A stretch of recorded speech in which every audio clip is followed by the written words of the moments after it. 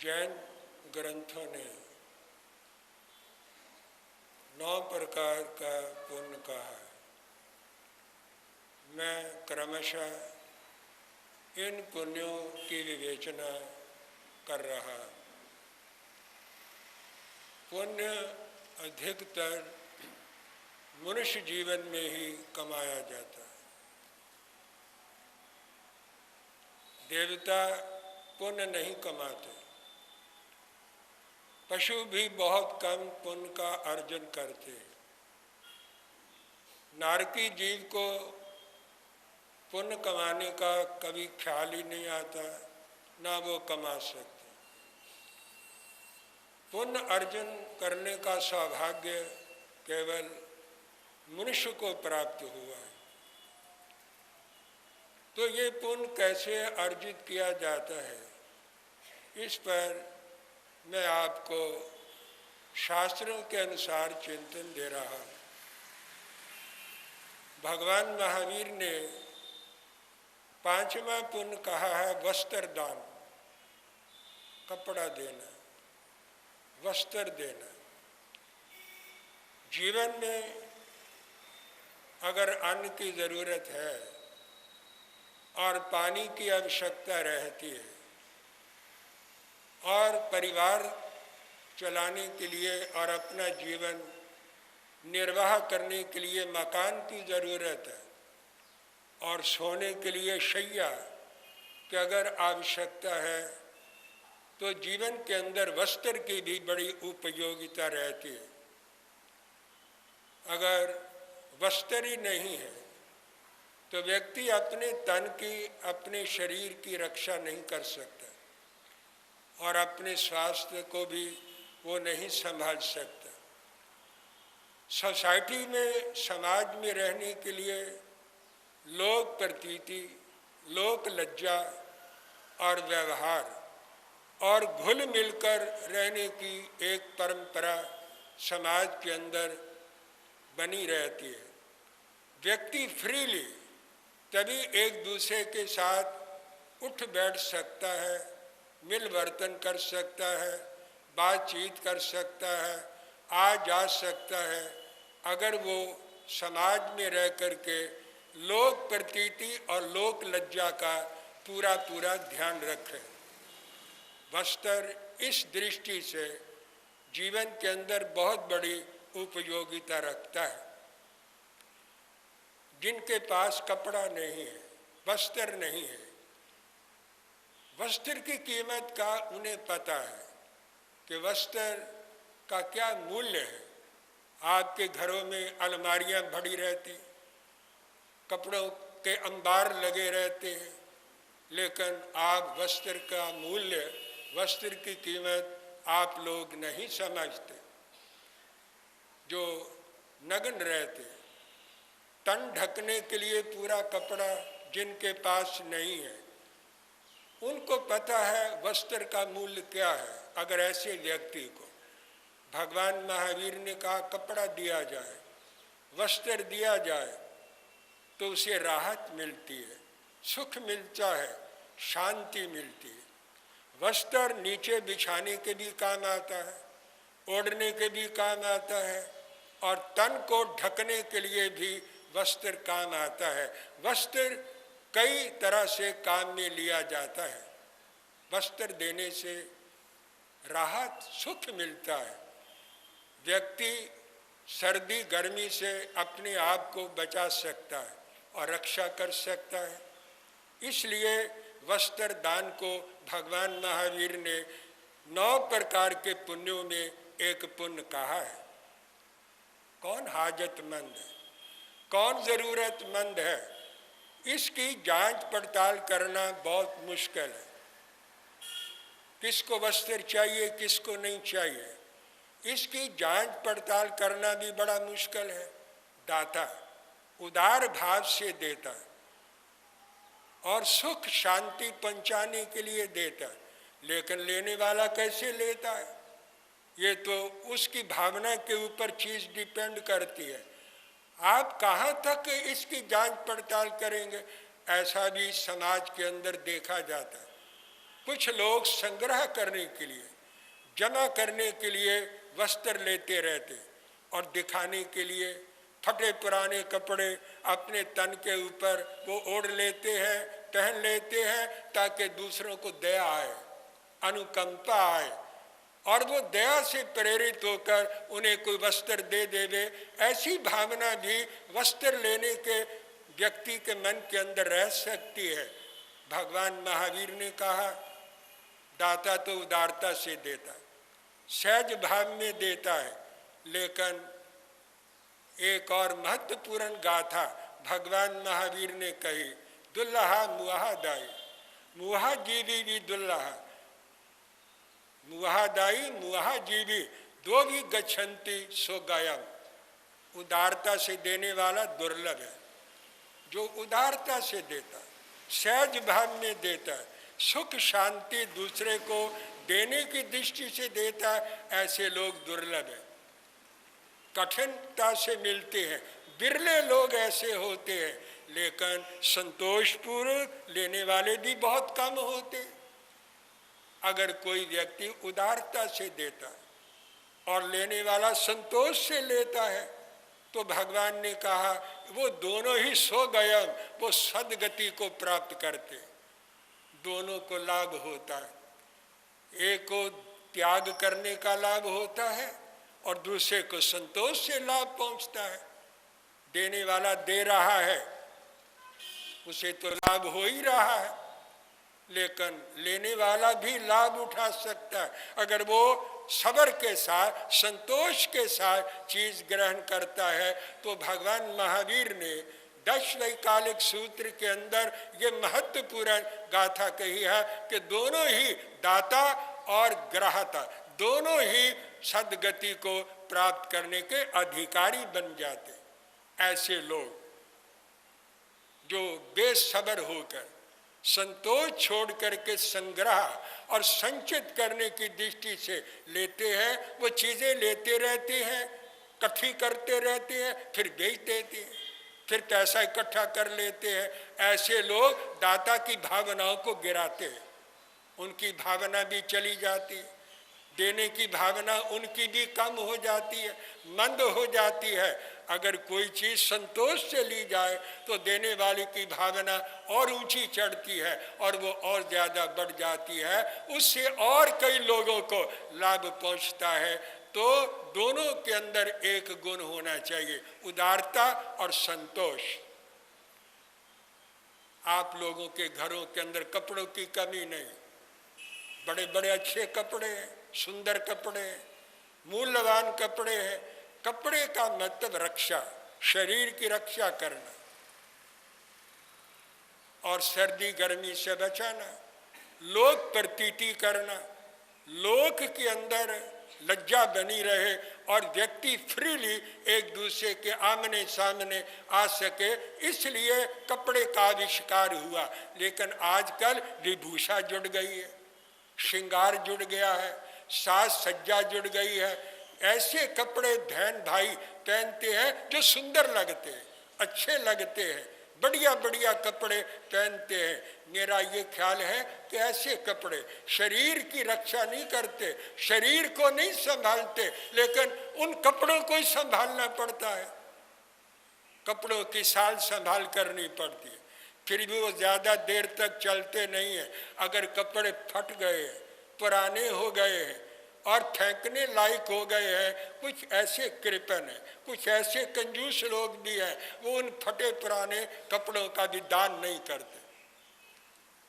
राजा हर्षवर्धन जब कुंभ के मेले के अंदर जाते थे तो वो वहां पर जो गरीबों को बांटने के लिए लक्ष्मी यानी धन लेके जाते थे, वो मुक्त हाथों से बांटते थे और अपने तन के कपड़े भी वो उतार करके गरीबों को दे देते थे।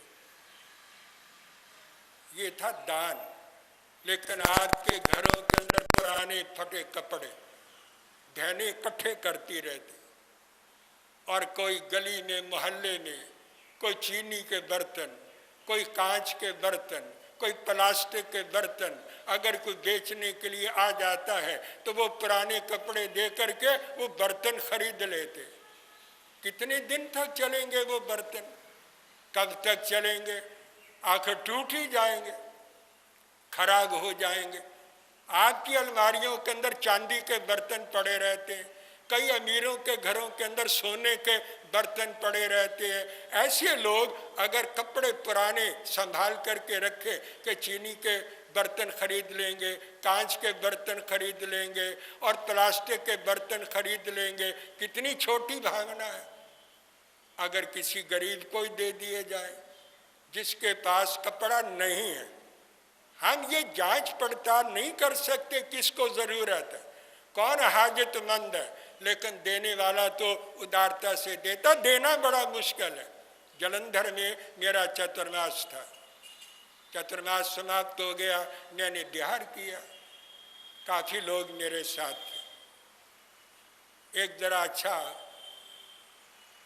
हरिष्ट पुष्ट व्यक्ति था, मेरे साथ चल रहा था। चतुर्मास के बाद थोड़ी थोड़ी सर्दी आ जाती, अंदर तो बनियान पहनी हुई है, ऊपर शर्ट पहनी हुई है, कुर्ता पहना हुआ, ऊपर स्वेटर पहना हुआ, ऊपर उसने कोट पहन रखा था, शरीर भी हरिष्ट पुष्ट था, मेरे साथ साथ चल रहा था। थोड़ी दूर गया, उसको गर्मी लगी होगी, पसीना आया होगा, उसने कोट उतार करके कंधे के ऊपर रख लिया। मेरी नजर पड़ी, मैंने कहा बंधु ये कोट कंधे के ऊपर लेकर के चल रहे हो? बोला महाराज गर्मी लगती है। अभी मेरी और उसकी बातचीत हो ही रही थी, सामने से गरीब आदमी आ गया, उसके तन पर कपड़ा भी नहीं था, कपड़ा था लेकिन बहुत फटा पुराना। मैंने ऐसे ही उसको कह दिया, मैंने कहा ये कोट इसको दे दो ना, ये कपड़ा इसको दे दो। वो हंस दिया, हंस करके मेरी बात को टाल दिया। मैं भी समझ गया कि इसकी भावना देने की नहीं है, क्या देगा ये, तो मैंने सहज भाव में इसके मन को जरा परखने के लिए मैंने बोल दिया। मेरे साथ साथ चलता रहा, आगे जाकर किसने वो कोट फिर पहन लिया। मैं समझ गया इसलिए कहना कि गुरुजी फिर ना कह दे दें कि ये कोट इसको दे दो। देना बड़ा मुश्किल होता है, कपड़ा देना, एक साधारण कपड़ा भी व्यक्ति नहीं देता। वो लोग कितने महान हैं जो अपने जीवन का सब कुछ दे देते। राजा हर्षवर्धन की तरह अपने तन के कपड़े भी कुंभ के मेले के अंदर गरीबों को बांट करके चले आते थे। ऐसे भी समाज के अंदर लोग हैं, और ये अगर धरती टिकी हुई है, ऐसे ही दानियों के आधार के ऊपर ये धरती टिकी हुई है, कोई कंजूसों के आधार पर थोड़ी टिकी हुई है। अगर समाज चल रहा है, संघ चल रहा है, तो उदार लोगों के आधार पर चल रहा है, जो वक्त पड़ने पर सबकी जरूरत पूरी करने के लिए तैयार रहते हैं, किसी को ना बोलते ही नहीं है, कोई भी उनके दरवाजे पर आ जाए। एक शायर ने समुंदर को कहा, देख ली हमने समुंदर बस तेरी दरिया दिली, मोतियों को सीपियों में रखा छुपा कर किस लिए। तू समुंदर है, तेरे में कोई जल की कमी नहीं है, लेकिन तेरी जो दरिया दिली है वो भी हमने देख ली है कि तूने मोतियों को सीपियों के अंदर छुपा करके रखा हुआ है, ताकि किसी की नजर ना पड़ जाए और कोई दूसरा ना ले जाए। लेकिन ले जाने वाले तो गोताखोर जो होते हैं, वो गोता लगा करके सीपियों की आगोश में से भी मोती निकाल लेते हैं, वो निकाल लेते हैं। लेकिन हे समुंदर, उसमें तुम्हें देने का कोई धर्म या तुम्हें कोई पुण्य नहीं लगता, तुम देना थोड़ा चाहते हो, तुम तो संभाल करके रखते हो मोतियों को। लेकिन मोतियां निकालने वाले जो गोताखोर होते हैं, वो सीपियों के मुंह खोल करके मोतियों को निकाल करके ले जाते हैं। समुंदर, तुम्हें वो मोती देने से कोई पुण्य नहीं लगता। अगर कोई ले ही जाए, महात्मा बुद्ध से एक बार आनंद ने पूछा, प्रभु कोई ऐसी भी चीज है जिसको चोर नहीं चुरा सकते? किंसु चोरे हिंदुहारम, ऐसी कौन सी चीज है जो चोर नहीं चुरा सकते। चोर धन चुरा सकते हैं, कपड़े चुरा सकते हैं, आभूषण चुरा करके चोर ले जाते हैं, लेकिन कौन सी चीज है प्रभु जो चोर नहीं चुरा सकते?